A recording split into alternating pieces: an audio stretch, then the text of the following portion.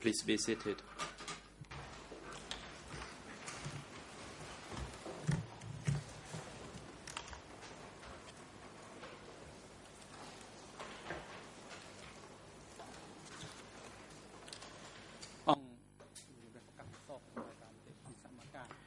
The court is now in session. As per scheduled, today the Chamber will commence hearing the testimony of TCCP 116.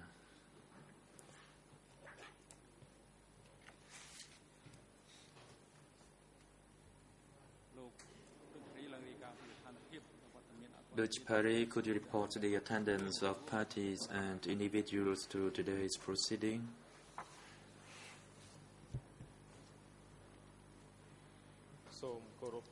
Judge Parry, Mr. President, for today's proceeding, all parties to this case are present, except the accused Inseri, who is present in the holding cell downstairs due to his health reason, and the accused Nuon Chea is absent due to his health issue and is being treated at the Khmer Soviet Friendship Hospital. However, the accused Nuon Chea submitted his letter of waiver for today's proceeding of hearing the testimony of the civil party TCCP 116. The letter of waiver will be submitted and included in the case file. As for the civil party to be testified today, there is TCCP 116 is present, awaiting to be called by the Chamber.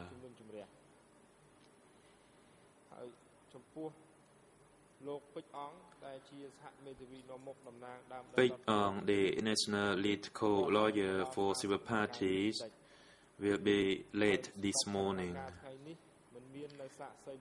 There is no reserved witness or civil party for today's proceeding. Thank you, Mr. President. President, thank you, Mr. Judge Parry. The Chamber would like to inform the parties and the public that the Chamber receives a request by Nuon Chea, that is E257/2, through his defense counsel, to waive his direct presence in the hearing of the testimony of the civil party TCCP 116. And as he requested to waive his direct presence in the hearing of the testimony of the said civil party, as he has his health issue, the Chamber decides to hear the testimony of this civil party, that is TCCP 116, in Nuon Chea's absence, pursuant to Rule 81(5) of the internal rules of the ECCC.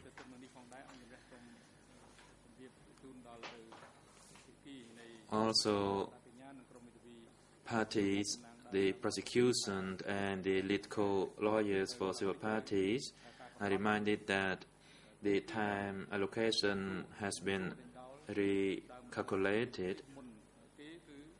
The first party to question this civil party is the lead co-lawyers team, and that is the amendment to the announcement made on the 5th by the Chamber, that the prosecution shall lead the questioning of the civil party. But due to the nature that this person is a civil party, the floor is therefore given to the lead co-lawyers for the civil parties first.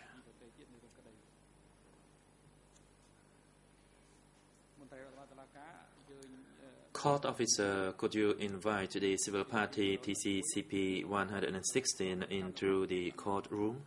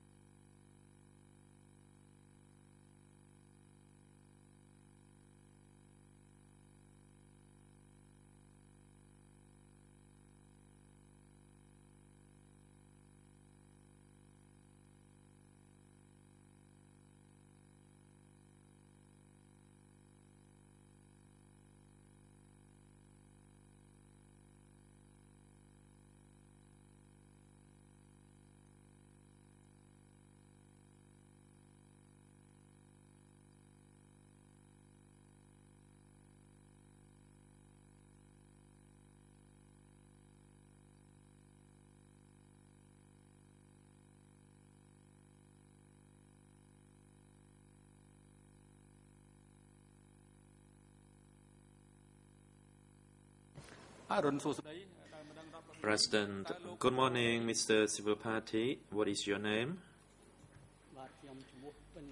Civil Party, my name is Panya Thai. Thank you. Question, when were you born? Response, I was born on 9th of March 1944. Thank you. Question, can you tell the chamber your place of birth? Response, I was born in Udong District, Kampong Speu Province.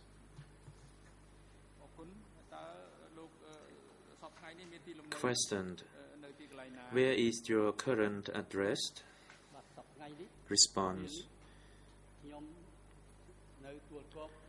currently I live in Tulkok District, Phnom Penh.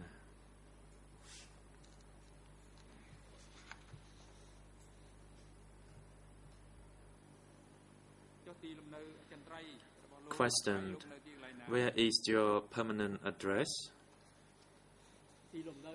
Response, my permanent address is in France, in Paris. Thank you. Question, Mr. Panya Thai, what do you do for your living?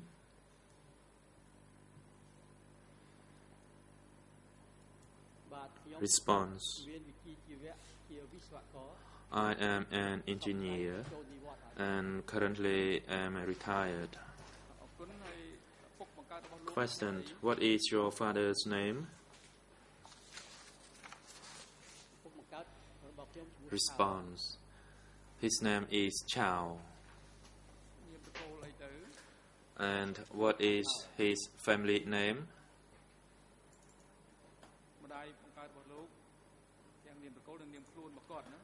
And your mother's name? Response, Siu Lone. Question, what is your wife's name and how many children do you have? Response, my current wife is Manika and I have 3 sons.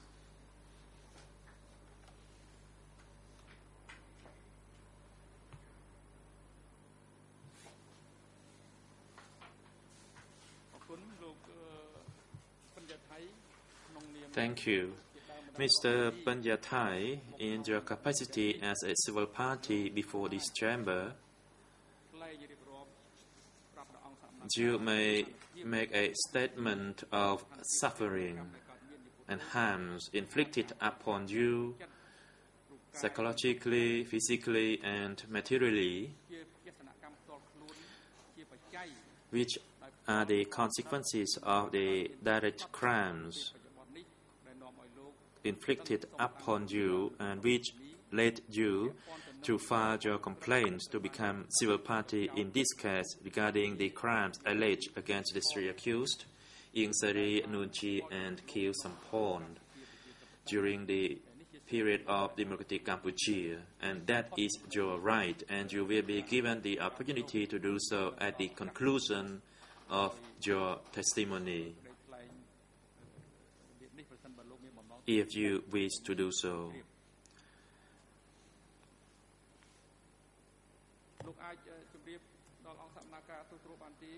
Can you briefly tell the chamber regarding the events from 17 April 1975 to the 6th January 1979? Where did you live and what did you do?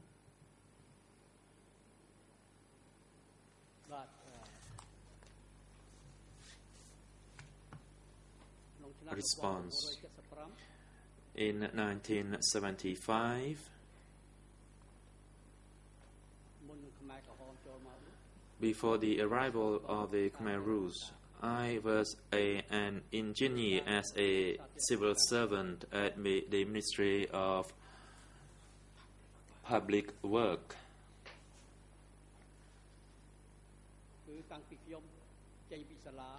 I became employed by that ministry after I left my school with my engineering certificate, that is in 1961, and I worked until 1975.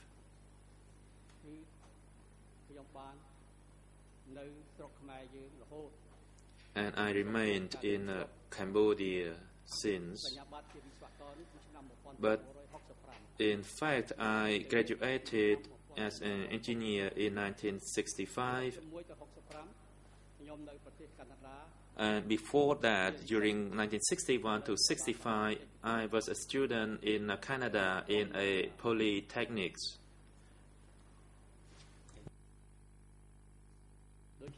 In L'Oreal. And in 1975, I worked as an engineer even during that war time.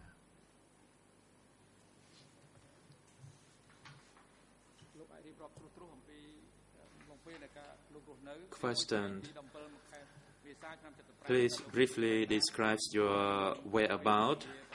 For instance, on 17 April 1975 and the subsequent years during that period. Just describe briefly, because you will be questioned by various parties during your testimony. Response. On 17 April 1975, my family and I were in Tak Laok. We were at my parents-in-law's house on Tepon Street in Phnom Penh.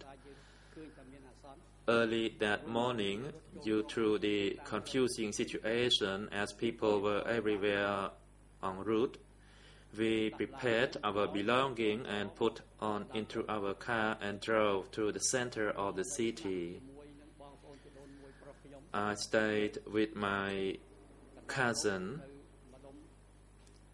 at his house near Silap Market. So we were there on the 17th, but later on we were told to leave the city. So we left for Unalaum Pagoda. Because Putat, the Samdai Supreme Patriarch, was my uncle, and he stayed there, so we decided to go to that pagoda. We stayed overnight at Unalaum Pagoda, and next day we were asked to move on. But first we returned to Silap Market to pick up some belongings. Then we left the city along Moniwong Boulevard. We stopped for a few days near the Faculty of Law. Then we reached Kotom and Chư Khmau. Chư Khmer was located in Kandal province. We stayed at Chư Khmer in Kandal province for 3 months. I can describe in details regarding the living condition in Chư Khmer. And after 3 months living in Chư Khmer, we were asked whether anyone wished to return to our native village. For instance, in Kampot or Kampong Speu, then we would be sent to our native village. Since my family came from Udong in Kampong Speu, we raised our hands to volunteer to return to our native village. We left Chư Khmer.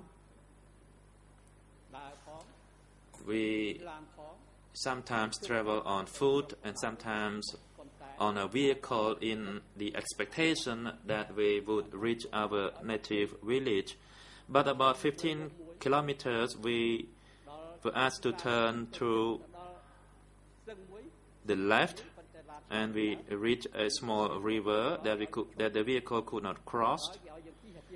Then we were asked to cross on foot, and we were taken in an ox cart. Then we stopped at Sromo Liu district in Takeo province. We stayed there for about 3 or 4 months until September 1975.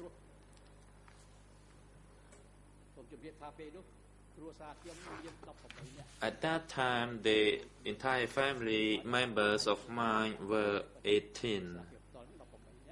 That is to start with, including my parents, my children, my wife, and her relatives.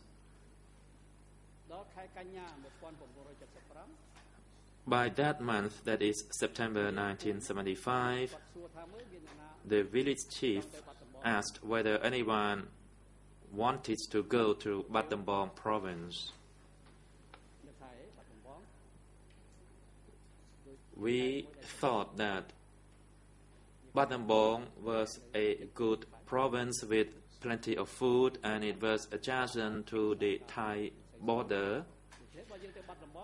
And we hoped that if we were to go to Battambang, we would have the opportunity to have a better life condition. So we volunteered. Next day, the 18 of us were transported in ox cart, and then we rested in a pagoda along National Road number 3. We stayed there for 2 weeks, and we met other people traveling back and forth. And in fact, not only people from Sramoliu village were sent, but other people from other villages were sent as well. There were thousands of travelers. We waited there for 2 weeks, and then there were about 20 to 30 tracks, and we were asked to board the tracks for Battambang destination. So we departed.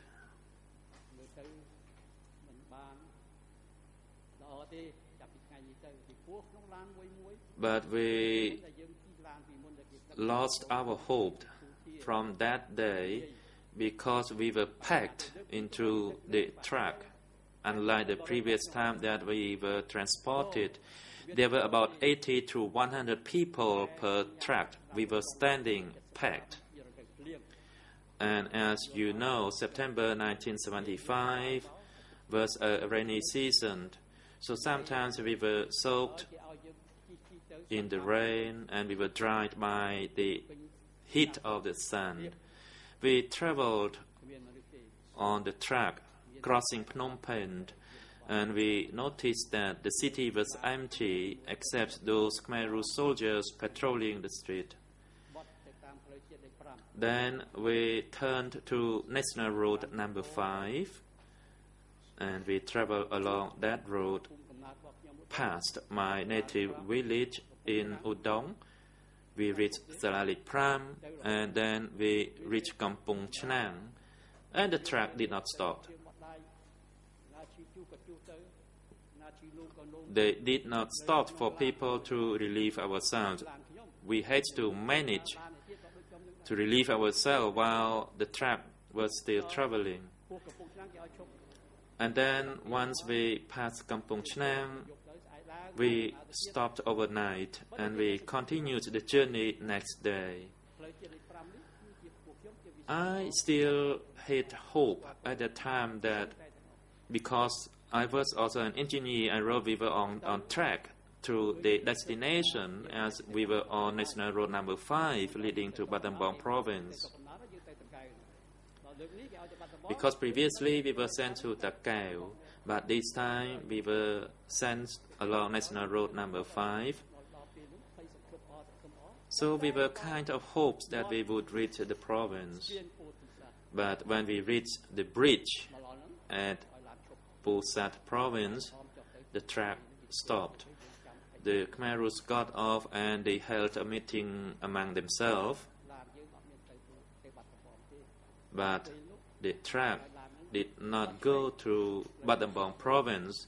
It took a left turn,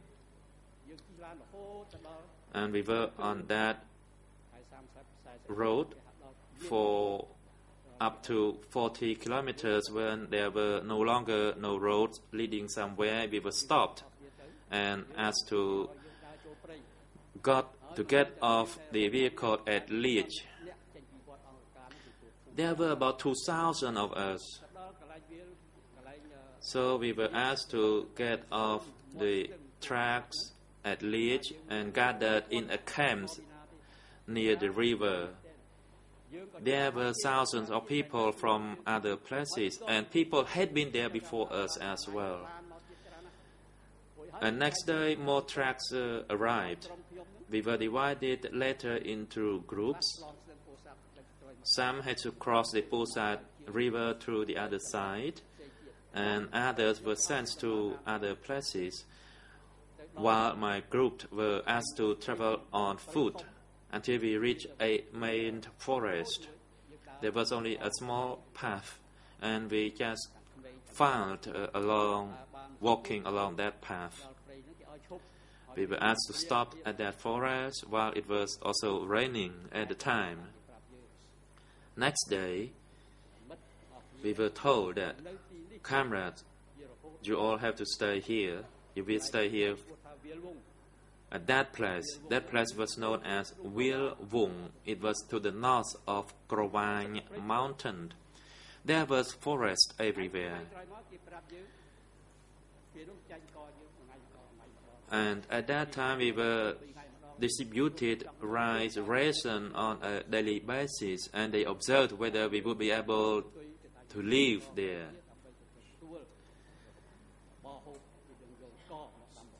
So we had to queue in line in order to get the ration, and the ration was 1 can of rice for 2 people. And the distribution of the ration was done on a daily basis for 2 days. And on the 3rd day, they allocated us a plot of land in the forest. And we were given about 25 meters plot of land for that piece. That is for my family. And my parents were located another plot of land.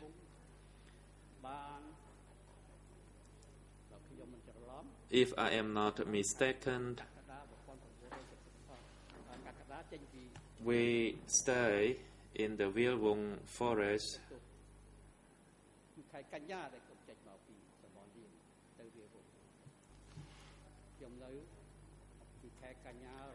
We stayed there from September to December of 1975. It means we stayed there for 4 months. It was the most miserable place that I experienced. I knew the geography of Cambodia pretty well since I was an engineer, and I was wondering why the Khmer Rouge put us in the middle of nowhere, where we could not do anything, and there were plenty of areas where we could engage in the production. or that we could find means to survive, and that they could also assist us, for example, by providing us with medical assistance or medicine. But there was nothing except the rice ration. So we were given a plot of land, which was a forest, and we had to clear the forest by ourselves. And if some of us were good, they built a decent house to stay. But we were from the city, we were not good in building a shelter. And I observed during the 4-month period, amongst the 5,000 people living in the camp in that forest, 1/3 died. Out of the 18 members of my family, 2 of my younger children died. My mother-in-law died. My younger brother died due to starvation and disease.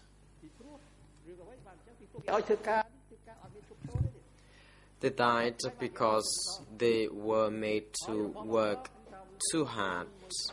And we were offered at the beginning 1 can of rice for 2 people, but later on that ration was for 6 people and then 8 people. So the poor people who were supposed to be protected by the Khmer Rouge died sooner than the rich people because we had nothing to exchange for the food. And my family was from a wealthy family because we brought along with us a lot of clothes. And with that, we could exchange the clothes for some foods or rice. So we could live longer than the other who were unfortunate, but still 4 members of our family couldn't make it. My other relatives were made to work in the youth group. But because they learned that I had some rice, they had to come secretly at night to share the food. But they were then noted and arrested. And my brother-in-law, on one occasion, who was a teacher, in the previous regime, he, while working as a teacher, got an accident, a motor accident, and he was later on mentally challenged, and he was stopped. And during the Khmer Rouge, because he was not a kind of able person mentally, he talked some things improper, and the Khmer Rouge were not happy about this. And then, because of his wordings, they believed that he was criticizing the Khmer Rouge. So he was taken away and has disappeared ever since. The President, Mr. Civil Party, thank you. Legal lawyer for the Civil Party, you may now proceed. Council Big Ang. Good morning, Mr. President and Your Honors. Mr. Kim Ki and Council Christine Martino will be putting questions to the Civil Party. However, Council Christine Martino would like to have a few words first, Mr. President. The President, you may proceed. Council Kim Ki. Good morning, Mr. President and Your Honors. I am representing Mr. Penyathai in this case.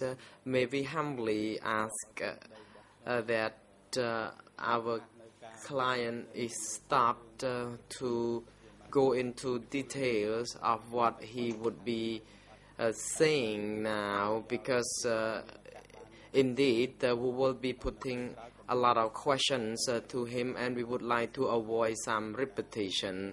If he has to say all already, could you kindly instruct the civil party to stop? The President, thank you, Council. Indeed, we can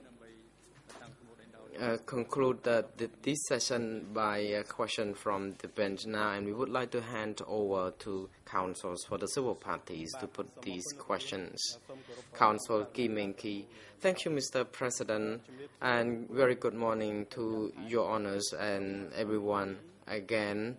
Mr. Panyathai, I am Kim Meng-ki, and my colleague, Council Christine Martino, will be putting some questions to you concerning your civil party application before this chamber.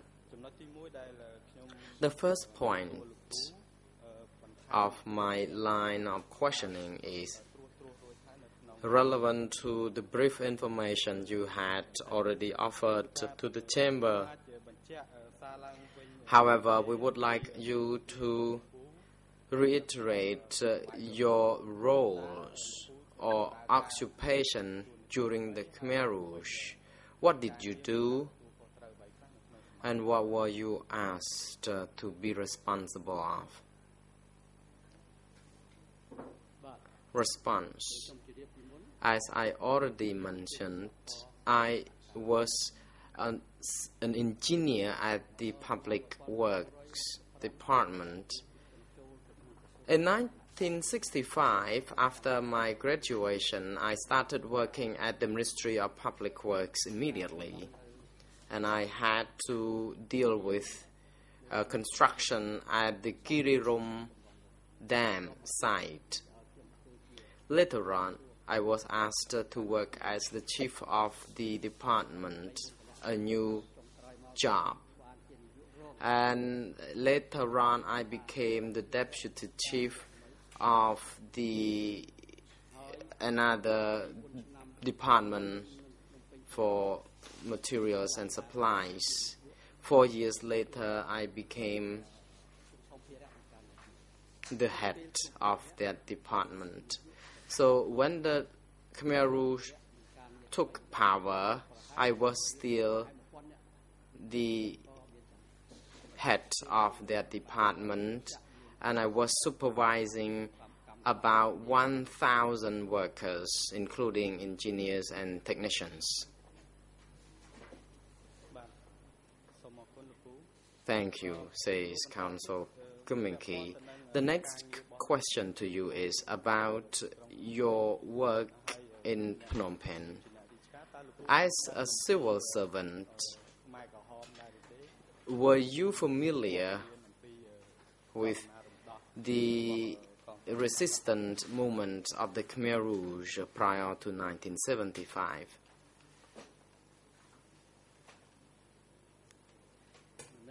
Response. Not only was I, as an engineer, to know about this movement, other ordinary citizens also were aware of this movement because the fightings were on and people knew about this. Question. Can you please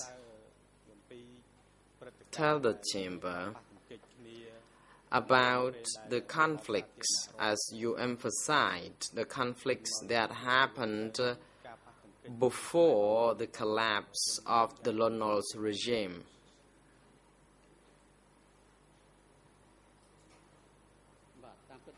Response. We were not at the front line. We were in the rear. We learned about this information through radio broadcasts. We heard about the fightings, about who won the victory and who captured any part of the cities. We did not see this personally because, as I told you, we were at the back. Question. A week prior to the collapse of the Lonol regime, were you informed of the arrival of the Khmer Rouge soldiers?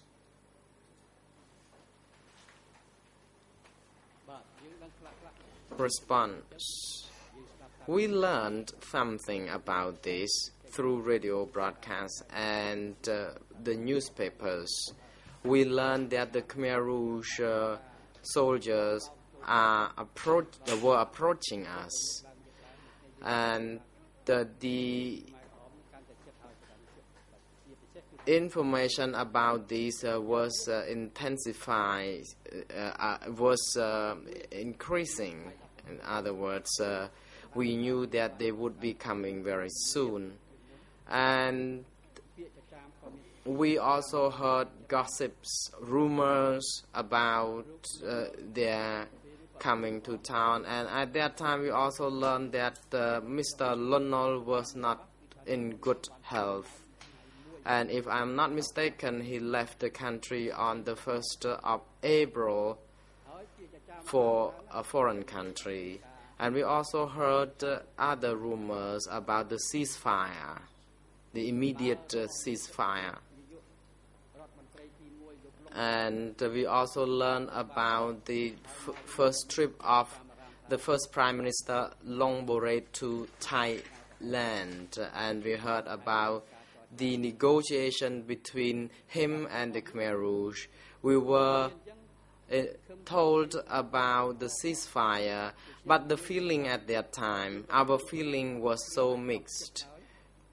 We learned that the war would be over because negotiations were underway. There would be a newly reformed regime, and we hoped that peace would be brought to us and we would live happily.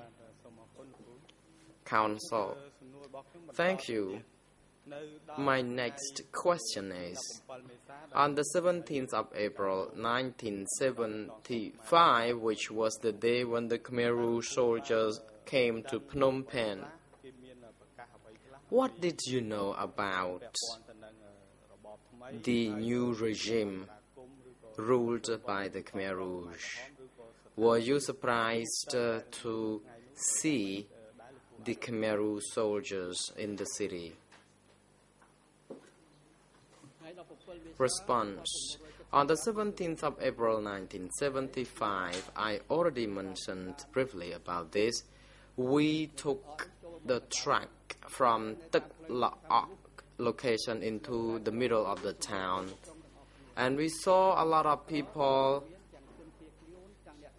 coming from outside of the city into the city, and we saw some soldiers who were armed. We were not intimidated by them because we were coming to the city all together.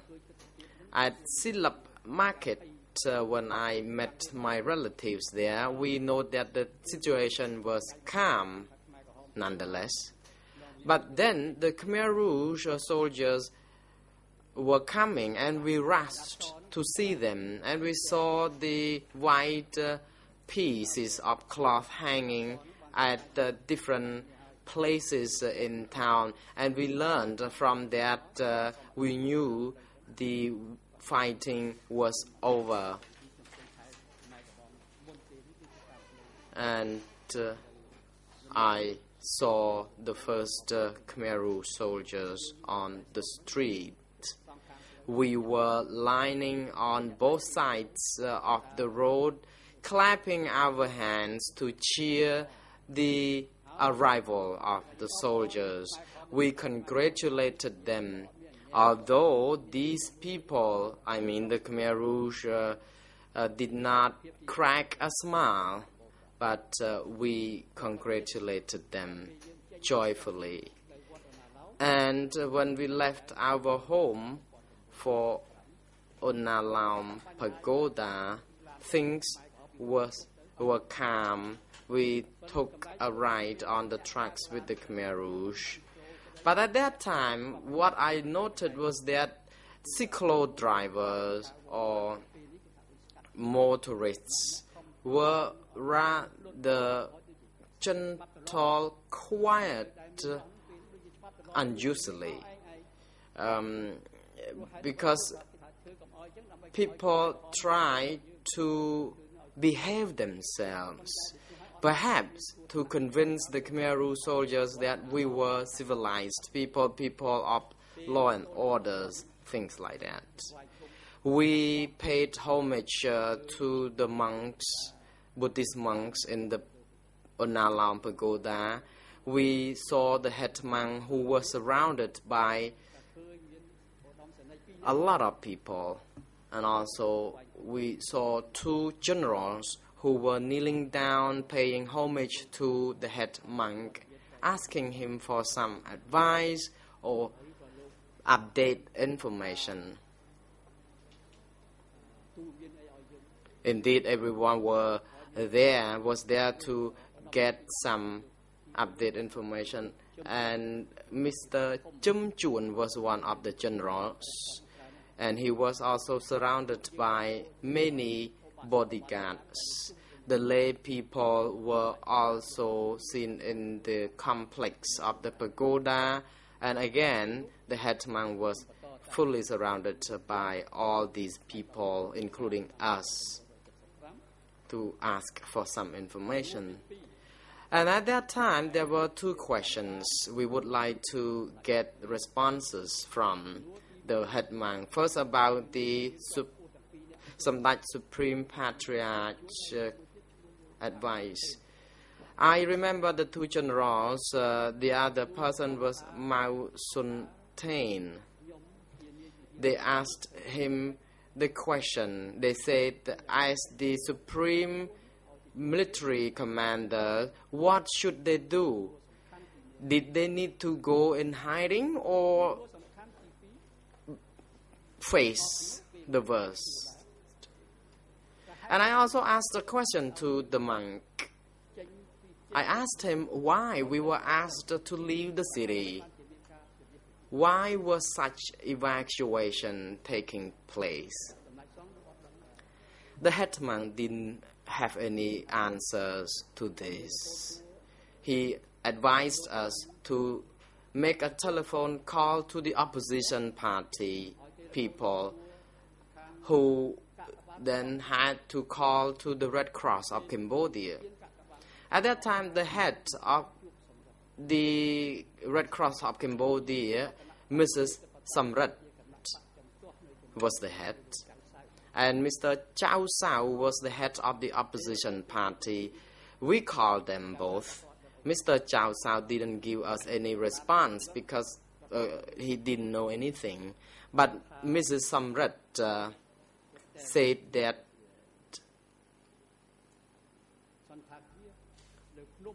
we should go to Le Phnom Hotel,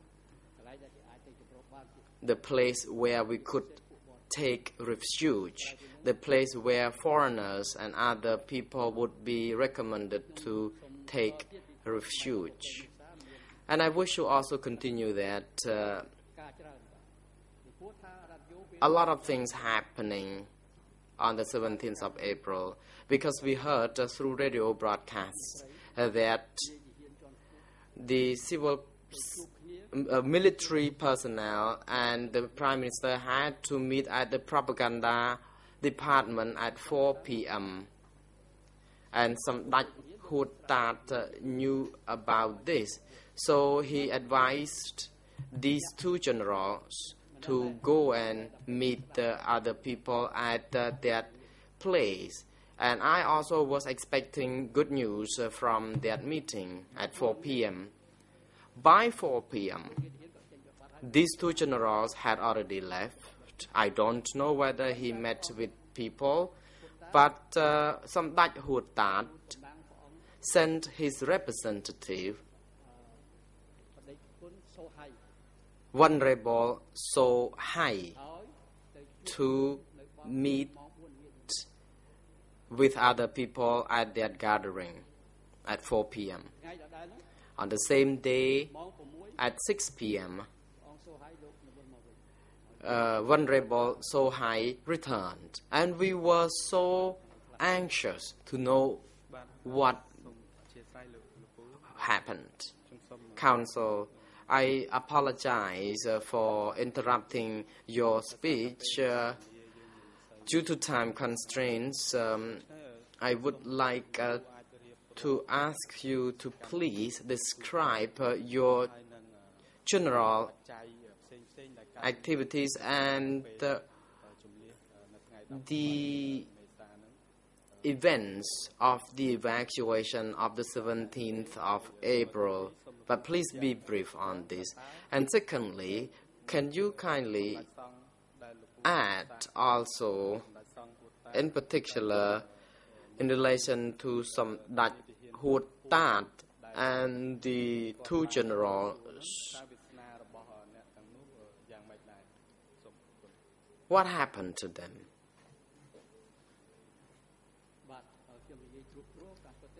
Response. Actually, when you asked me to be brief, I had already been very brief.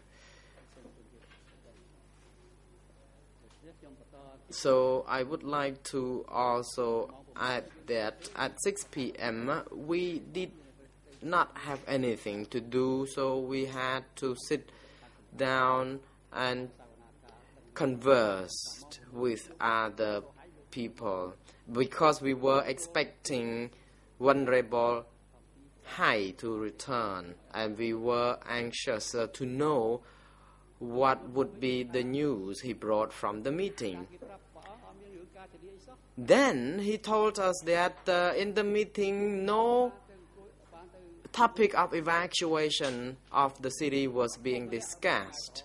He said he was in the meeting sitting next to one of the senior leaders of the Khmer Rouge, although he said the person did not wear any insignia to tell that he would be the high-ranking official of the Khmer Rouge, but he could tell that he was a senior person. And at that time he told us that Prime Minister Longborate was present in that meeting. And one of the senior persons in the meeting talked or chaired the meeting, and they did not, or he did not say anything about the evacuation. But he heard from the meeting that the new regime needing technicians, workers, and every one of us to rebuild the country. Why should there be an evacuation? So he said that any rumors about evacuation was a kind of tactic by the American imperialists to divide us.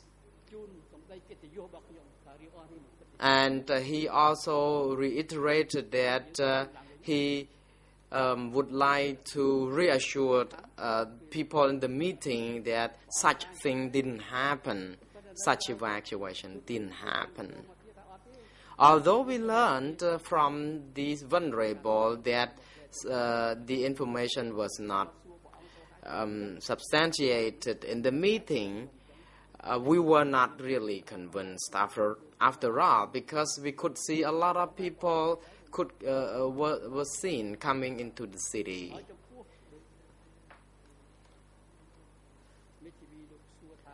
You also asked me, Council, about another question about the fate of the Dutch Supreme Patriarch and the two generals. My response is, I don't know. Because on that day in the evening, we spent some time at the pagoda when he was there, when the Dutch Supreme Patriarch was there, but we left and we did not know what happened to him. Council, thank you. I have a few more questions. which I wish you to also describe to us the brief information or general information about your journeys to Chơ Khmau. How long did it take for you to travel all the way from Phnom Penh to Chơ Khmau? And tell us also the condition of the people.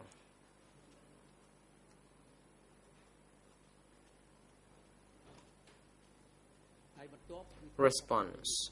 On the 18th of April 1975, which is the following day of the 17th, at dawn we woke up at Onalaum Pagoda.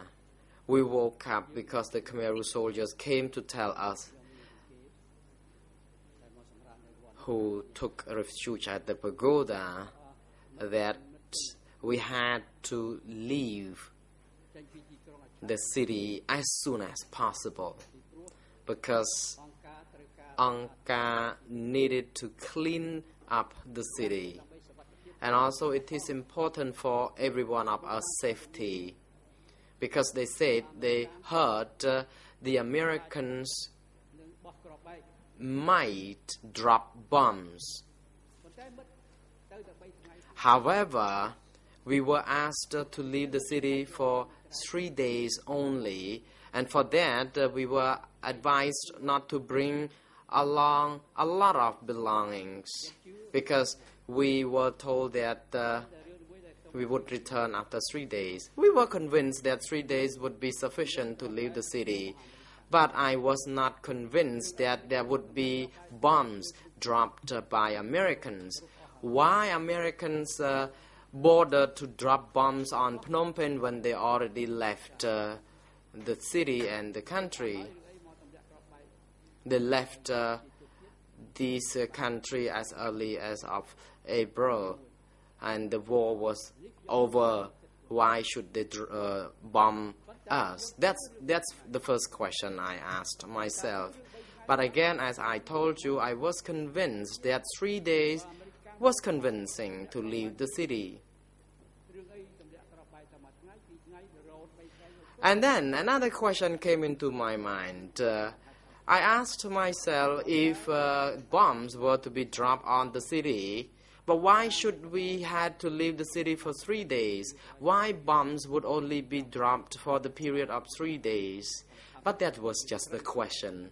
We had no choice but to leave the city. When we were at the Analam Pagoda, we were close to the riverfront. And we thought to ourselves that if we had to leave the city, we had to leave barehanded. So at that time, I decided that we had to make sure we reach our cousin's house near Silap Market to the south of the city, so that we could grab something that we could carry with us on the way during the time when we were leaving the city. Then we returned from Silap Market, where we could bring some food, some mattress and dishes, pan and pots. And we had to travel on Moniwong Boulevard, heading southwards. At that time, Moniwong was packed. We could move very slowly because the street was congested by the big crowd of people. We could drive our cars. There were 3 vehicles. I was with a car, and my brother-in-law and my cousin also brought their cars, and 2 bicycles. So we could travel slowly but surely. And again, people from all walks of life joined the move. We were surrounded by all kinds of people, people who were patients who were seen pushed on the hospital bed, and we were heading on Monivong Boulevard. And then we arrived at the law faculty, and it was about noon when we reached the law faculty. So we entered the faculty to rest. Actually, we started since around 8 or 9 in the morning. We traveled pretty slow due to the congestion, and we reached the law faculty around 1 p.m. We stayed there and we went up to the first floor. And people, once seeing us going inside the faculty, followed us. So we rested there and we had our meal.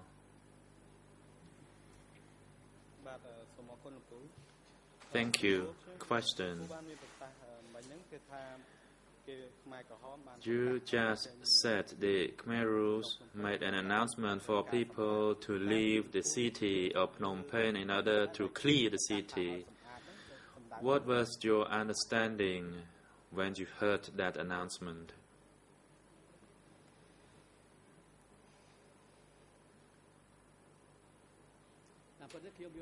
Response. I was also unclear as to whether they had to clear the remaining belongings or to clear the road or anything. But it means, whatever it was, it means that they had to work in the city. We did not have the idea of asking them about what they would do, as our main focus was on the fate of our family. Thank you. Question. Also on the 18th, you stated that you were asked to leave the pagoda. And what happens to the monks or the clergymen or the nuns? Were they also asked to leave the pagoda?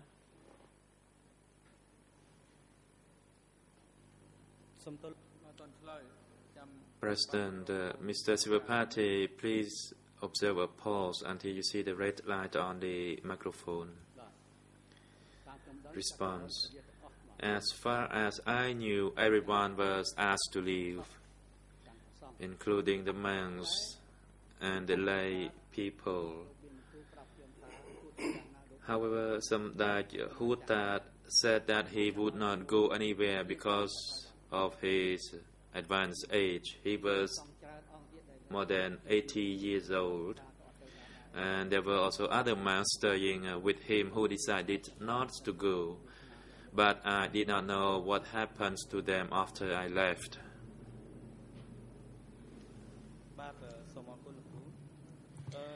Thank you. Question. During the initial few days that you travel between Phnom Penh and arriving at the Chư Khmer, how many days in total exactly?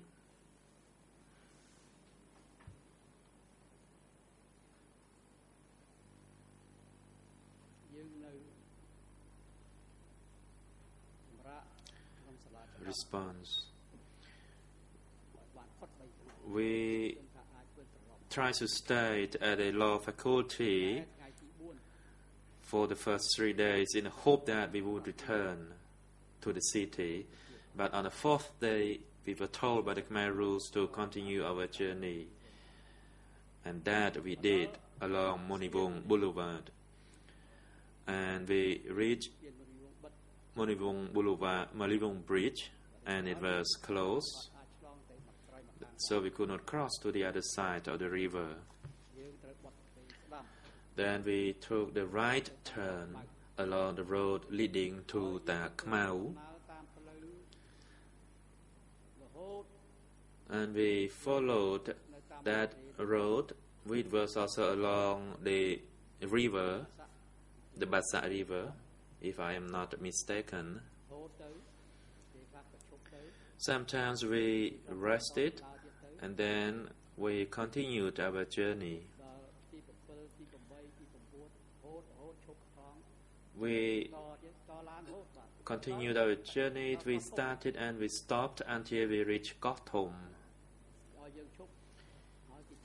So we were asked to stop at Gotham, and they checked for our documentation, and then we were asked to show them the documents that we had.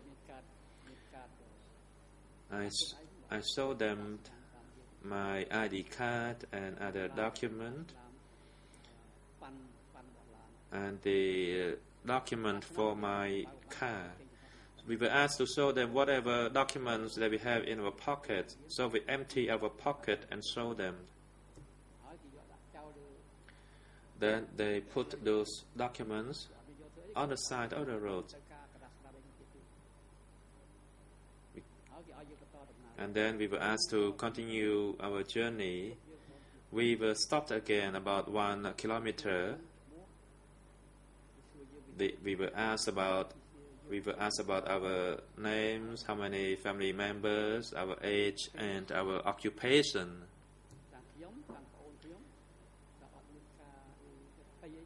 We were kind of not afraid at the time. We told them the truth, our names, age, and occupation.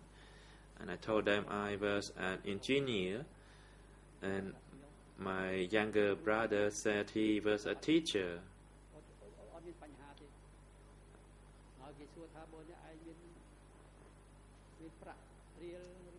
And they also said if we have any money in real or in US dollars, to tell them. And if we have the foreign currencies, we have to surrender to Angka, and we can keep the real currency. So for those who had the currency, handed over to them, and I personally had $3,000 with me. So they took away the money, and I just kept quiet.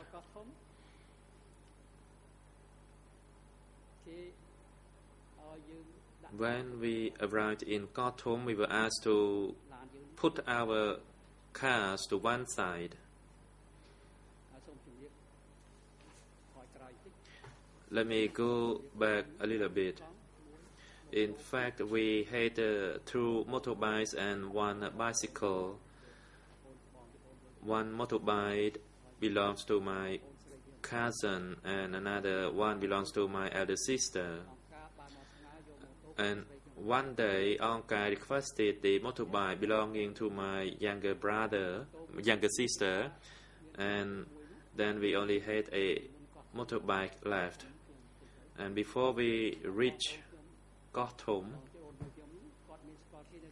my cousin knew some people in Takao province, and actually he left us at the junction there. So he requested Angka to live with his family toward that road. Then on my side, I only have my family, my wife's relatives, and the parents-in-law. So by then, we only had the cars and a bicycle. And in Gotham, we were asked to leave the vehicles there, and we were given a kind of a receipt so that we could pick them up later. So I kept the receipt. So then we only had 1 bicycle left. And in Gotham, my younger brother knew a family, and he asked to stay with that family. And for us, the 18 members family took a motorboat to Chư Khmau. And we arrived at Chư Khmau on the 27th of April, if I am not mistaken. So it took us 10 days. President, thank you. Civil Party. Council for Civil Party, you are reminded to put concise questions for brief responses rather than detailed ones. And for that reason, the chamber actually asked the civil party to briefly describe what happened during the period. So it is advised that you should only ask brief questions to the civil party, because on your side, together with the prosecution, you only have one morning session, and the afternoon session will be allocated to the defense.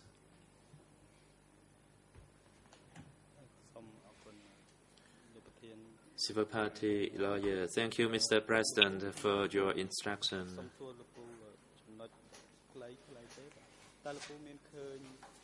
And now we'll ask brief questions to you, Mr. Civil Party.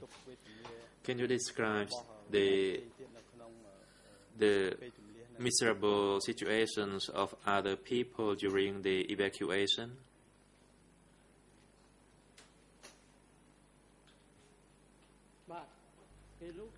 Response. Of course, at the time, everyone was miserable. We were in the same boat.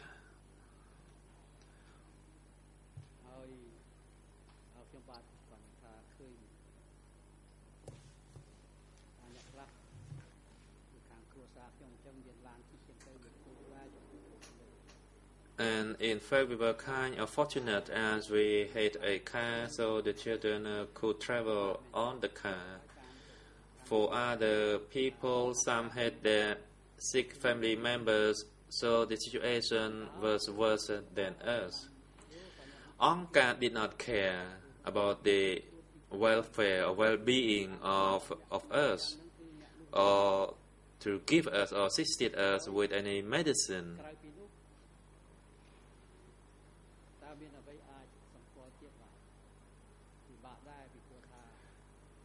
The situation was rather difficult, and of course everyone minded his or her own business.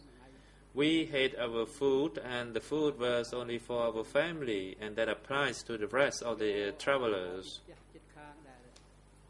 And we also had some real currency with us, and sometimes we kind of exchange goods with the currency that we had. At that time, currency was still juice, but further down, away from Phnom Penh, the real currency was no longer accepted. I also observed that true women hang themselves in two separate locations. I also saw people who were too exhausted to move on, so they stopped along the side road.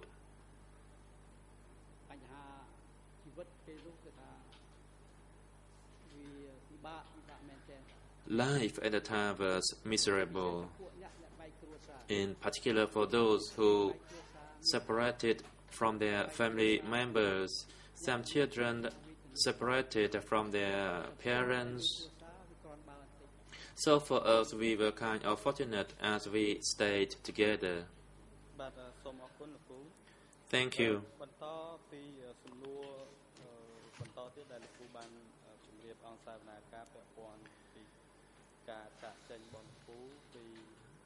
You responded to my question regarding your journey to Battambang province. Can you describe to the chamber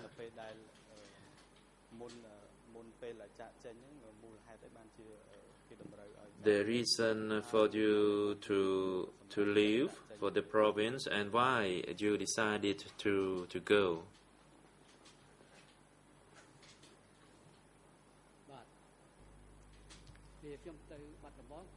Response.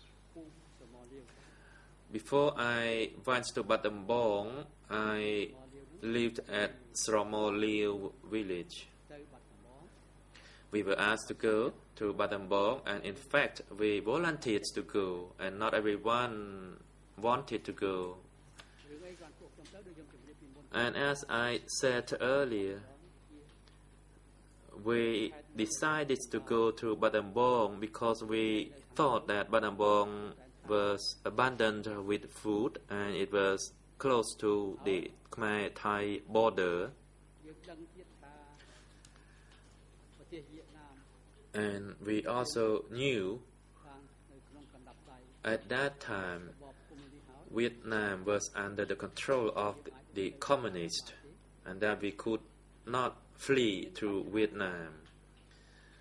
And we thought that if the situation became worse and we wanted our freedom, the only option for us was to go to Battambang province.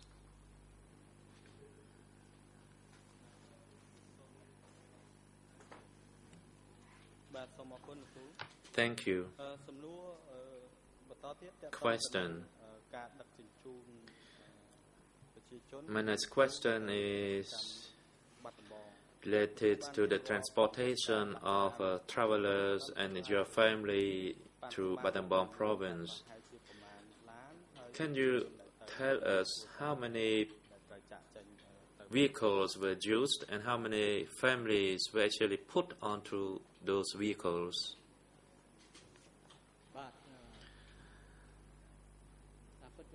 Response. There were many people. It is my estimation that there were between 20 to 30 trucks, and each truck was packed with about 80 to 100 people. So the rough estimation is that there were about 2,000 to 3,000 people altogether. Only a small number of people were from Sramo Liu, but other people were from various other villages. And it means that we were all from the southwest zone.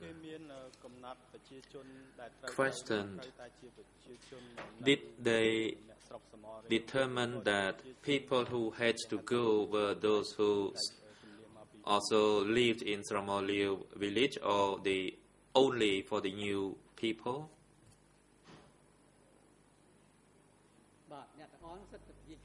Response. Everyone was a new person. They did not evacuate the best people. Why did I say so?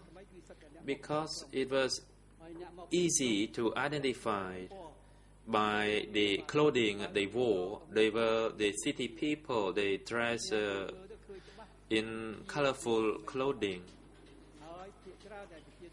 And the majority of the best people could easily be identified, and they also had their houses in the village. Thank you. Question. You said that you travel across Phnom Penh city. Can you tell us which area did you travel past and what did you observe?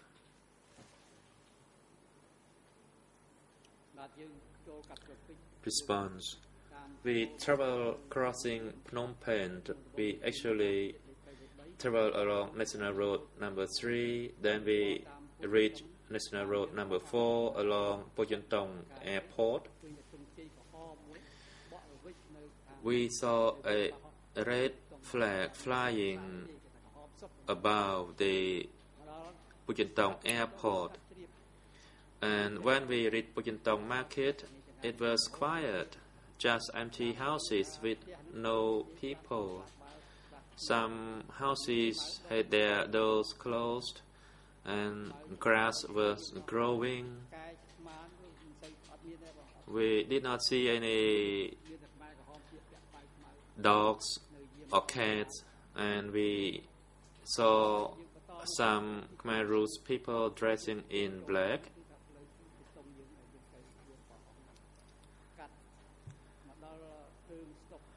And when we reached the Tulkok traffic junction, which is now the new Sky Bridge, there was no traffic at all on the road.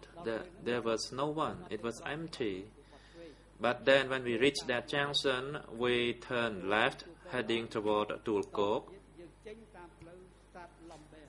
Then we traveled along Lombia road. It was quite a small road at the time. It was not as wide as it is now. But we could not see anyone. Then we came out near the French embassy. And then we almost reached the Trui Chongwa bridge at the time, and it was destroyed. So we traveled along the road, along the river, crossing kilometer number 6, crossing Prek Pno. And I also observed that some small factories were operational. I saw Base people and some Khmer Rouge people dressed in black working in those small factories. Thank you.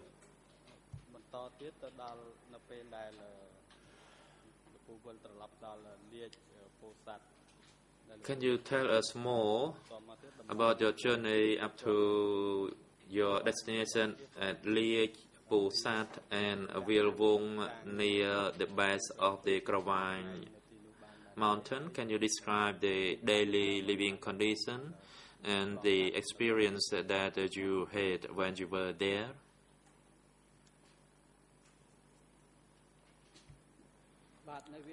Response. As I indicated earlier, Vilvung was a big jungle at the base of the Krawang mountain. We were asked to build our shelter by ourselves, and Angkar did not give us any tools. We had to manage it by ourselves. So I built a shelter out of tree leaves and tree trunks. In fact, the 18 members of my family were divided into 2 groups, and I stayed with my children, my wife, and my younger cousin, who assisted me a lot in building that shelter or shade. And it was not a proper one, as we got wet when it rained.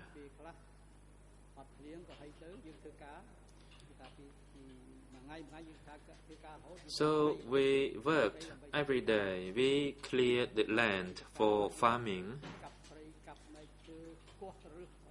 We had to cut the trees to dig up the tree trunk and root, and we were allowed to stop 1 day every 10 days in order to find food.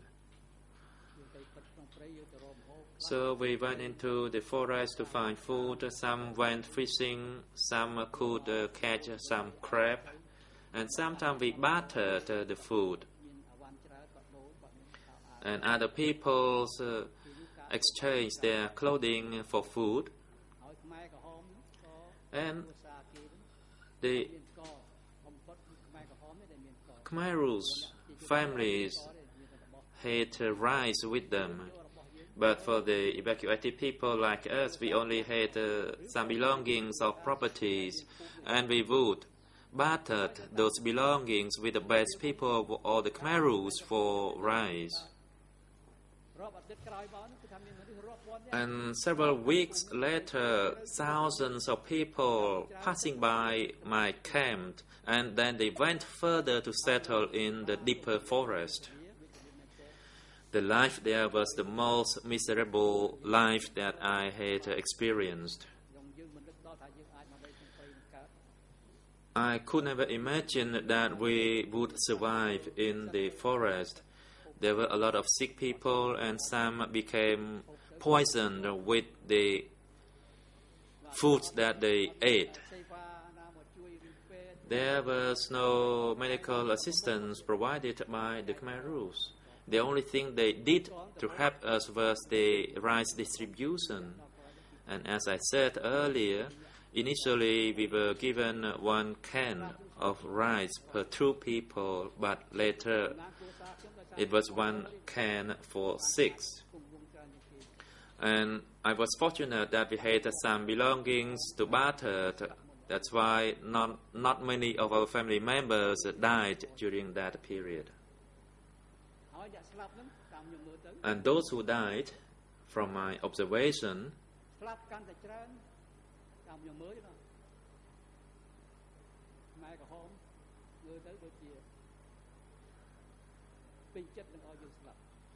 and it seems, this is my observation, that the more people died, the Khmer Rouge seems to satisfied with that.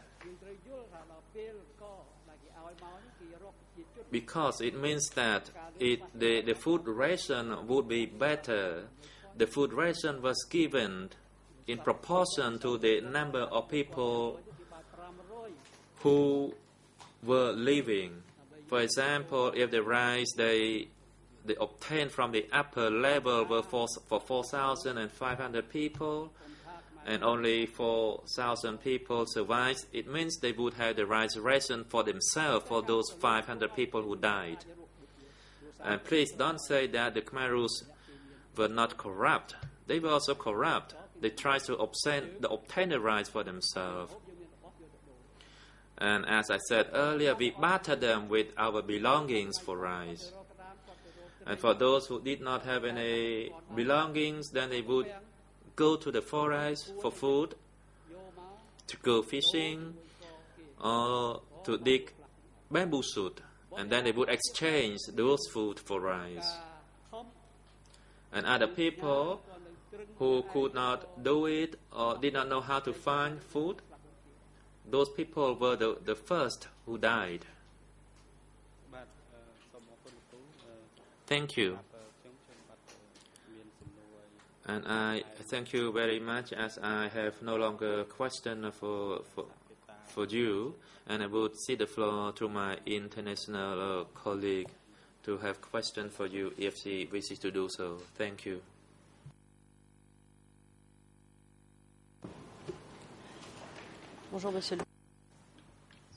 Good morning, Mr. President, Your Honours. Mr. President, I can see that we have now reached 29 minutes past 10. I'm wondering if you might think it was not preferable for us to take our break now before I start putting questions to Mr. Pinyatai. President, thank you, Council. The time is appropriate for a break, and of course we cannot continue further than that, otherwise we would have some technical issues with the DVD recording as we experienced earlier. We have a break now and return at 11:15. Court officer, could you assist the civil party during the break and have him return to the courtroom at the set time, that is 11:15. សូមអញ្ជើញក្រោកឈរ